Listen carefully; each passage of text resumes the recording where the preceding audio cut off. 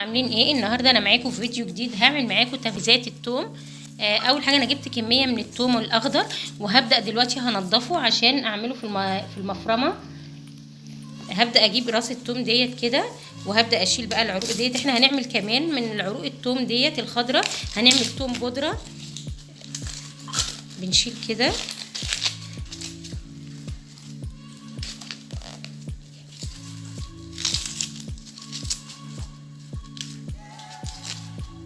بننضف كده راس الثوم بالشكل ده، وهبدا اشيل الجزء دوت.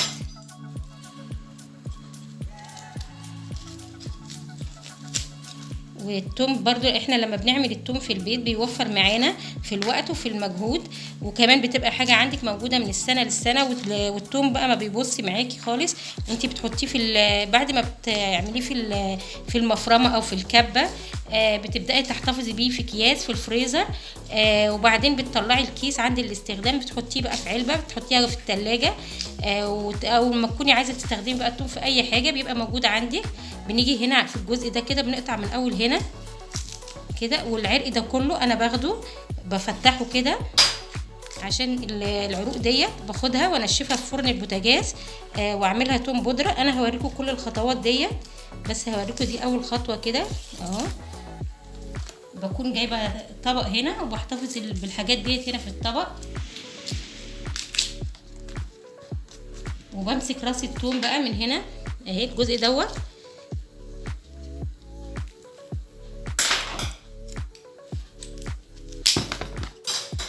الجزء ده بفتحه كده، بمسك كده بفتح كل الحاجات دي كده. الورق ده كله كده انا مش برميه، ده بنشفه واعمل بيه توم بودره. باخد كل الورق ده كده، وباخد بقى الفصوص ديت اهي بفتحها كده. ولو بينها ورق كده ناشف او ورق اللي هو بيبقى بتاع التوم دوت، بس هو بيبقى لسه اخضر، بيبقى بخليه دوت برضو مش برميه عشان بعمل بيه برضو التوم. باجي عند الحته الناشفه دي ودي برميها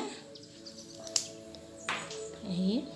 الجزء الناشف دوت عشان دوت ما الكبه ما بتفرمهوش ولا المفرمه بتعمله، وكمان ما بيبقاش حلو يعني. ده احنا بنستبعده الجزء ده الناشف دوت.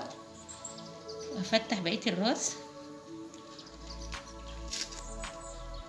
انا بخلي الثوم بقى لوحده والورق ده لوحده اهو، بخليه كده لوحده، ده لوحده وده لوحده. الورق بعمله توم بودره، ودوت بعمله توم عادي للطبيخ. وبعد ما فصصته هو هيبقى شكله كده. ودي الاوراق اللي هعمل بيها توم بودره، وانا هخلص كل المقدار وهوريكم الخطوه الثانيه. في عود ناشف كده في العروق ديت الخضراء دوت انا بستبعده عشان دوت ما بينفعش يتعمل توم بودره. التوم اهو بعد ما خلصته ديت العيدان بتاعته، وديت راس التوم اهي. ده كل دي كميه التوم اللي عندي. هبدا دلوقتي هوريكم هعمل ايه.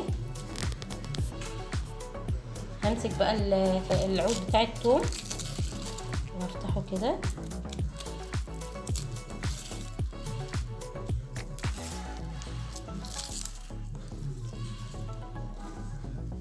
اهو. ولو في شويه ثوم بيبقوا هنا في العود دوت كده باخدهم، والعود الناشف دوت بستغنى عنه. الثوم خلاص اهوت. انا خلصت اللي هي الاوراق الخضراء بتاعه الثوم وقطعتها قطع صغيره كده، وهحطها في الفرن على نار متوسطه عشان تتحمص معايا، عشان اعمل بيها الثوم البودره.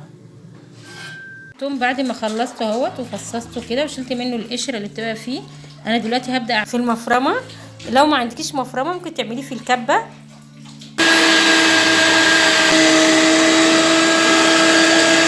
خلصته اهو. انا حطيته في اكياس عشان احفظه في الفريزر، ولما اجي استخدمه بطلعه عندي الاستخدام، بطلع الكيس واحطه في علبه. اسيب الكيس يفك شويه، بعدين احطه في علبه واحطه في الثلاجه واطلعه عندي الاستخدام. وبعد كده بحط العلبه تاني في الثلاجه. عيدان الثوم بعد ما حمصتها اهي كده خلاص سوت معايا، واتاكدت ان هي بقت ناشفه كده اهي. لما تيجي تفركيها كده تلاقيها ناشفه. اهم حاجه لما تيجي تحمصيها بتحمصيها على نار هاديه، وبتقلبيها كل شويه عشان ما تتحرقش منك، لان هو بتحمص بسرعه، فلازم تاخدي بالك منه وانت بتعمليه اهو. دي كده الكميه. انا عملت هنا كمان كميه تانية طحنتها منه اهي. وبعد ما بطحنه وافضيه من المطحنه بعمله بالمصفى دي دلوقتي التوم البودرة خلاص خلص معايا اهو. يلا بقى هاتوا توم وفرزوه، بيفضل معاكي من السنة للسنة، بيوفر عليكي وقت ومجهود. لايك والشير والاشتراك في القناة، بالهنا والشفا، وكل سنة وانتم طيبين.